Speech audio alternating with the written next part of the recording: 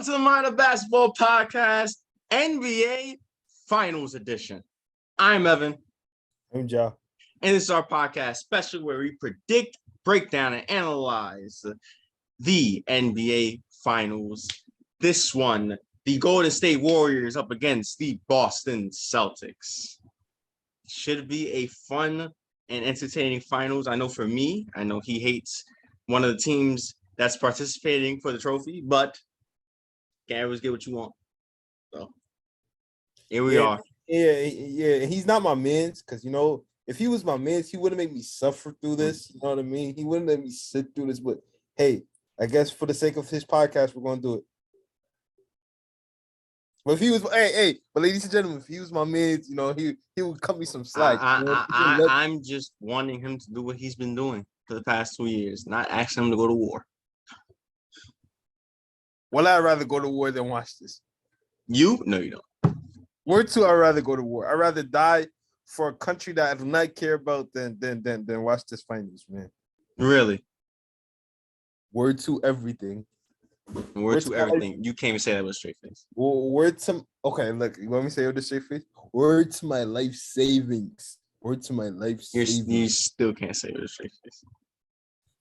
Because you're making me laugh right now. Because it's such an asinine statement. I'm not lying. All right. Because that's such a stupid statement.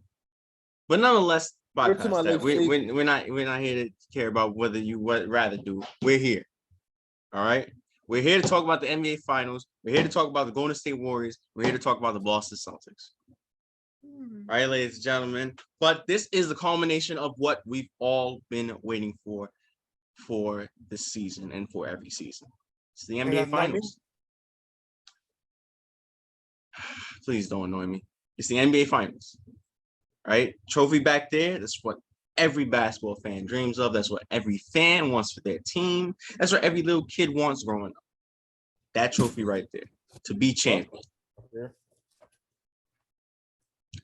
So, and we're here. It's the end of our season. Only 2 teams remain.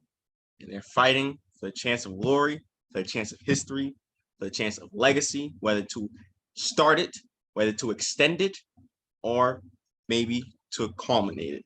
We don't know how the future holds, but we are here. NBA Finals, so let's get into it.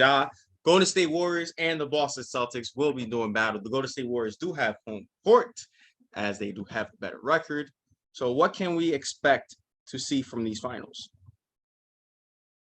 A whole lot of offense and defense. It's not really saying much, but continue. Well, we know what Golden State's going to be doing. They've been doing it for since I started high school. So we know what they're going to do. So Curry's going to be Curry, Clay's going to be Clay. Draymond is going to be Draymond, hopefully. The new additions that they got, of course, Pool Party and Andrew Wiggins, they're going to hopefully be big time. They're going to be a big piece to this run for them. And on the other side, you talk about Boston. Boston is going to do what they've always been doing in terms of staying predicated to their team defense and making their offense generate through there. And it's going to be more important to see what the 2 wing creators, Tatum and Brown, could do on that big stage. Yes, and that's where I think Boston might have the advantage with their wing players, with Jaylen Brown, with Jason Tatum. I mean, you have 2 explosive players, 2 elite scorers, 2 guys that can give you 30 on any given night, 2 guys that can explode. And 2 guys that can step up to the plate when you need them, especially Tatum. We've seen Tatum step up in these playoffs already. One is particularly Game 6 against Milwaukee when they were down 3-2. And they came back to win that game and then win the series. And now they're here now. We've seen Boston in dire situations. We've seen them in 2 Game 7s, and we've seen them prevail in 2 Game 7s. Over the years, we've seen Boston battle in the Eastern Conference Finals, since Isaiah Thomas was there. And Jaylen Brown, Marcus Smart, Tatum, Horford has played a ton of playoff games, and he never made it to the finals. So the experience of the playoffs, it wasn't new for them, but the finals is new. Every man there, unlike the Golden State Warriors, who has been here already. Took a 2-year break, but now they're back doing what they do best, winning under Steve Kerr, winning under Steph Curry, Draymond, and Klay Thompson. The whole crew is here without KD. And they're looking. And without Kyrie for the other side. Come on, don't do that, Kyrie. Hey, you just have to KD, so you just have to add it on. Yeah, true, but man. But anyway, with the Golden State Warriors, this team has some stuff to prove. Has some doubters to prove, has some haters to prove. From people thinking that they weren't going to get back to this point, that their dynasty ended, that their run ended. From, of course, Stephen Curry not having the Finals MVP, which is going to be big going into this series. We're going to see how well he's going to be playing. Now, of course, this is not tennis. This is not golf. This is not individual. So it relies on the team. But Curry has to step up. During these playoffs, he was kind of struggling in certain places. He was sometimes inefficient and inconsistent. But these are the finals. They can't really afford that in these games, especially against a team like Boston, who, to me, is the best team that they will face in these playoffs. They have the depth, deep roster. They have the star talent. They have the offense and the defense. And unlike Dallas, they have some big men.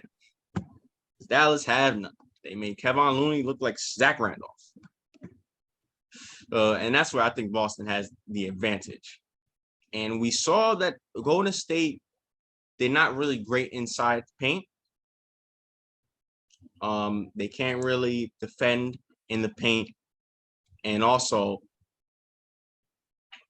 with Boston's defense on the inside, on the post, it's going to be hard for them to score in the paint.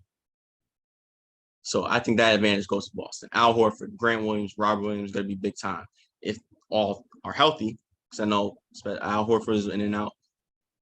East Conference, he missed game 1. Robert Williams been in and out lineup in the playoffs, but they're all healthy. They have that advantage.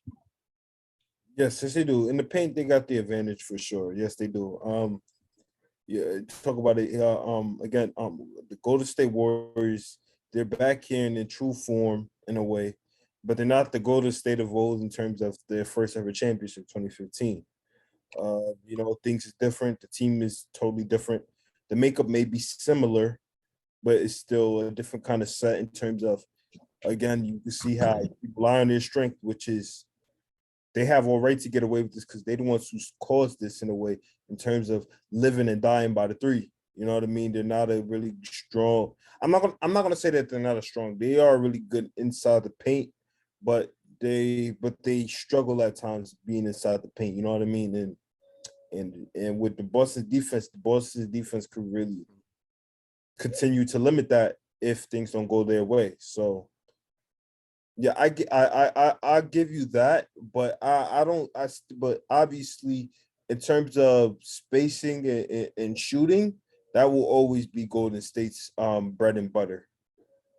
And I think Boston don't have the shooters that they do.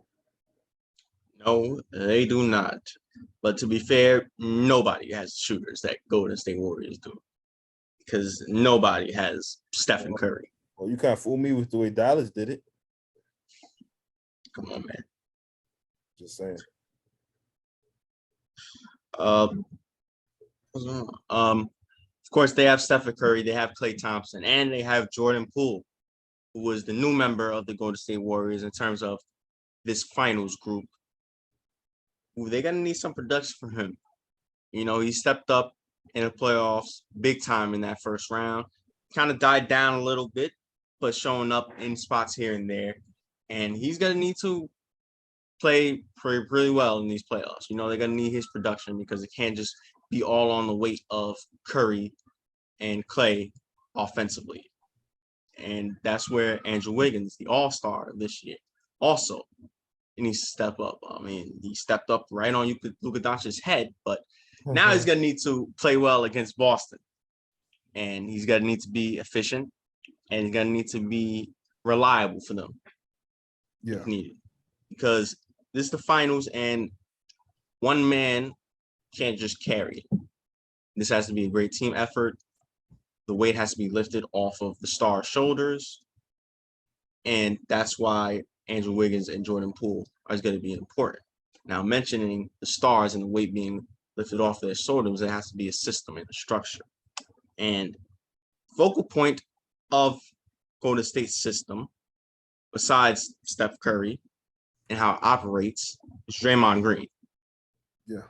We saw truly a lot of people finally noticed and saw the impact of Draymond Green. And they saw that with him not even playing, because in the regular season, the Golden State top of the West, doing fantastic. Curry was an MVP candidate, Yeah. leading it. Draymond gets hurt, they drop down a little bit. Now they don't suck, they didn't drop down completely, but they started losing some games, and you saw that their offense wasn't the same, because he is a pivotal point of that offense. Veteran leadership, championship experience, that emotional leader. He can play make, he can facilitate, great rebounder, and he's their best defender. So now when you bring all that together, and when you have the guy that knows the system, knows the players, and knows how to talk to the young guys, it's a perfect piece for a championship team. And he's one of the reasons why they're here, or why they're back again. Yeah. Boston's got to find a way to limit Draymond, and I feel like the way that they're going to do that is, I feel like they're going to, in a weird and different kind of way, they're going to put him in a situation in what they did the first round with KD and Kyrie. I think they're going to try to get physical and try to keep him from getting the ball into his hands, or make it more disruptive for him, because again, just like what you said, outside of Curry, he's the heart and the soul of this team. And he's kind of basically like, the startup. You know what I mean? He starts things up because of his presence and what he could do without scoring the basketball. And Boston is going to try to just get him out the way. Well, all they have to do is get him emotional and get him and he's got to just do everything for himself and get himself ejected. Exactly. So that's one way to eliminate Draymond. But truly, obviously, the main vocal point is, how do we stop Steph Curry? Because, of course, when Steph Curry is running and when he gets hot, that's a huge problem. And what makes Steph Curry so deadly is, of course, everybody knows it's not him with the ball in his hands, it's him without the ball in his hands. He runs about 90 miles per hour, just running around screens, running on the three-point line, running inside, running back door, coming back outside.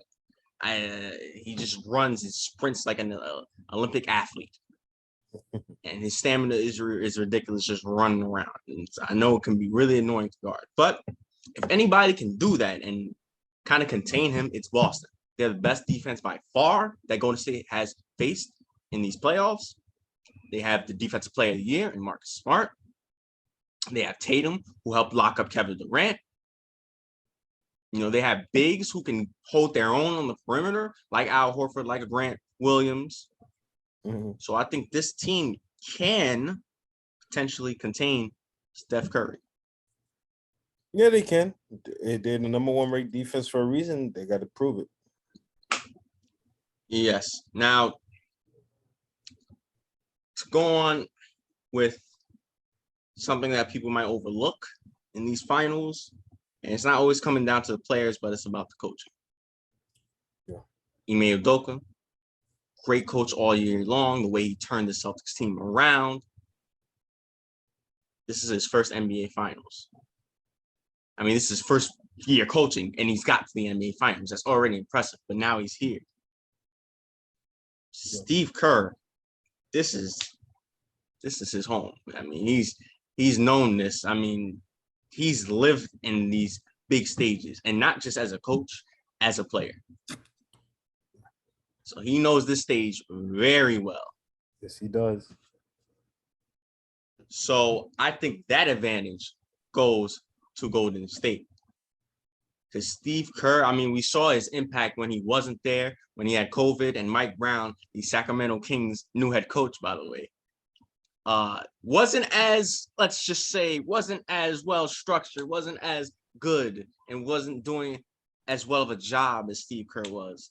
Hence the close win in game 4 against Memphis, the 50-point loss in game 5, and the almost loss in game 6. But game 6, Clay stepped up, so he saved Mike Brown. Mm-hmm. Well, it doesn't turn out well for assistant coaches on Golden State because they look good when they coach in Golden State, but they go somewhere else and like Sacramento, Luke Walton. Yeah, exactly. so it was just bound to happen. But you kind of sound hype about that Sacramento Kings job for Mike Brown. But yeah, me? Yeah, the way I'm ecstatic. I'm ecstatic. I just want to see another hopeless hire. But hey, this is the NBA Finals. Why are we talking about the Kings? But yeah, man, just like what you said, Steve Kerr has done this since he was a player, and he's doing it greatly as a coach. You know what I mean? He built for these kind of moments in both right ways and wrong ways. But yeah, but I will give Ime Udoka this. He already faced two top 15 coaches all time, and he's about to face another one. And I'm not saying that the outcome will be like this, but he helped coach a team to defeat 2 teams led by 2 top 15 coaches of all time. If he could do that, then let's see what he could do now. Mike Budenholzer is not a top 15 coach. Well, one then, but a championship coach. You get just 2 championship coaches. Exactly. He helped beat the reigning defending champions. Mm-hmm. With Giannis, Mike Budenholzer, Drew Holiday. Then he beat Eric Spoelstra, top 15 coach, Jimmy Butler. I would just leave it there because it was really just Jimmy Butler. But yeah, I give a lot of credit to him. He's done a fantastic job, and he deserves all the credit in the world. This is just Steve Kerr's thing. I mean, he understands the situation. He understands the magnitude of this. He understands the stage. He's comfortable with this, so that advantage goes to Golden State. Also, comparing the big threes of Golden State and Boston. Golden State, Clay, Draymond, and Curry. Boston, Smart, Brown, Tatum. You know, I know people automatically got to go with the Golden State one. But don't sleep on the Boston Celtics big 3 in comparison. I already mentioned Tatum and Brown, who are explosive, who can score anywhere on the court. Tatum's a great defender. Brown's a good defender. And it's Smart, who has stepped up his game big time offensively. Yeah. So now he can score. Now he can give you 20. And he's a great defender. And I think, especially in these playoffs when Clay has been a little bit inconsistent, the advantage might go to Boston. Yeah, Clay's not his best form, but that's what happens with injuries. You know what I mean? Like, some could recover really well from it, while others it's going to just take some time. And that's just how it has been for Clay since he has returned in the middle of the season. And he's been up and down here and there. And he's trying to get I feel like he's still trying to get his legs back. Again, you have 2 injuries that could be traumatic, so, but yeah, don't sleep on that Boston big 3 for sure. They're gonna be coming. They smell blood and they're hungry. You know what I mean? They've been waiting for this moment since they first got here, and since Isaiah Thomas was on the team, and They never made it over that hump, and they finally made it over the hump after all this time in the significant season, the 75th anniversary of the NBA, and they just want to set out to prove something. And their system and structure is pretty good. Like, you know what I mean? It's not really that different. Again, it's just that Brad Stevens is not the coach. That's all. That's the only difference. Yeah, and it says he's a GM. Exactly. So he's still in the organization. Exactly. So you know what I mean? It doesn't change anything. They're still doing well. Mm-hmm.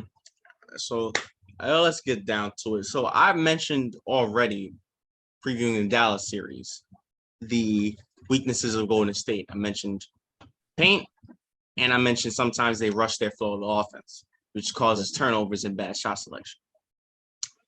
Now for Boston, they have a lot of strengths, some of which we just mentioned, but they have some glaring weaknesses.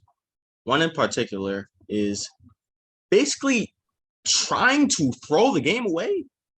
Like, they have this knack where they are up, or they have this series to win easily, but they kind of ease up. Game 5 of the Bucks series, almost lost Game 7 to the Heat. You know, it shouldn't even been that close. I mean, they clamped them up heavily in that fourth quarter. Yeah. And when I see someone like Jimmy Butler literally taking over to the point where one guy is just really beating you, that doesn't go too good for your offense, especially when everybody else is struggling. So everybody else is struggling, but this one guy is just killing you. Yeah. How is that supposed to look against the Golden State Warriors? Well, to simply put it, not good at all. You can't. No, Golden State will expose that easy. That's all I'm going to keep it at. I said they got to. They better hope and pray that they don't do things like that, or they don't slip up and make mistakes at the wrong moment. Because this is a big stage, and for a team like Golden State has been here plenty of times, you know, that they ain't gonna slide. The moment you just give them 1 inch of daylight. And I know Boston can go on these big runs. We've seen that they can get back into games with these runs, and they can extend leads with their runs and turn it into blowouts. But Golden State runs, that's what they live on. That's their bread and butter. Just out of nowhere, they just come out gun blazing. If Klay Thompson gets hot, Stephen Curry gets hot. Now if Jordan Poole gets hot, I mean, they just have guys that can just get hot and stay hot. And then when that happens, it just gravitates to the whole team. And then if they're at home, that's game. Exactly. Especially when that third quarter hits. The moment that third quarter hits, it's over. So, yeah. And Boston's been playing well in the third quarter as well. So that's going to be the big quarter in this series, as it has been for the past 5 years in the NBA. But specifically in this series, that's going to be the big quarter for both teams. And most likely whoever wins the third quarter is going to win the game. Yeah. So broke down everything, broke down coaches, broke down strategies, broke down players and experience. Now, Josh, time. Let's give our prediction. Shall you go first? Go to stay in the sweep. Seriously? All right. I'm going to wait until I'm going to just say it's going to go to 7 games. We're not doing this again. Hell no. It's the NBA Finals. You're making a prediction. Make a prediction. Okay, this is not the Bucks and the Celtics. Boston Warriors in 7. We got 4:30 until this thing cuts off. So okay. Any meaning, not anymore. I'll make my prediction and you can think about it. All right. So with the Golden State and Boston Celtics, Celtics are a great team. They have the excellent offensive play, excellent skill set, talent. They have 3-point shooting. They have inside scoring. They have 2 guys that can go out and ball. They have some experience, some veteran leadership. But Golden State Warriors are here again. They're back, and they want it again. They want to restart their dynasty. They have the championship experience. They have the history. They have the legacy. They have the coach. They have the star player. They have the key pieces set in motion. And they have home court. So, with all that being said, even though they have the weaknesses that I think Boston can exploit to potentially win this game, win the series, they have strengths that further exceed their weaknesses, as I definitely saw in that Maverick series. So I won't pick against them again, foolish as I did in the Maverick series. I have Golden State in 6 beating the Boston Celtics. I'm going to choose Golden State, but I may change my mind after game 2. There we go. What? I gave my answer. I That is just a terrible, lame answer. Golden State in what? Golden State in 7, but I may change my mind after game 2. I wish you would actually give predictions. It's difficult, my boy. I know, but we're here to do predictions. I just gave my prediction. I said I got Golden That's not a State in prediction. 7. That's not a prediction. What you mean? That's a prediction. I might change my mind after game 2. What? Yeah, I might change my mind depending on how game 2 goes. But I could change my mind depending on how the series goes. That's how predictions work. You could change depending on how everything plays out. If Celtics is up 3-0, do you think I'm honestly gonna stick with the Warriors? Yeah, because they could be a team that could come back from a 3-0 lead. No. What did I always tell you? I will believe it when I see it. 3-0, you're done. But I don't think neither of these teams are going to go up 3-0 against the other. There's our predictions. I got the Warriors in 6. He has the Warriors in 7. And it should be a fun and entertaining finals. I mean, they got Jason Tatum, got Stephen Curry. How good do you want for casual fans? And then you got everybody else coming into play. Hopefully, Klay Thompson takes some of that, what he did in Game 5 against Dallas.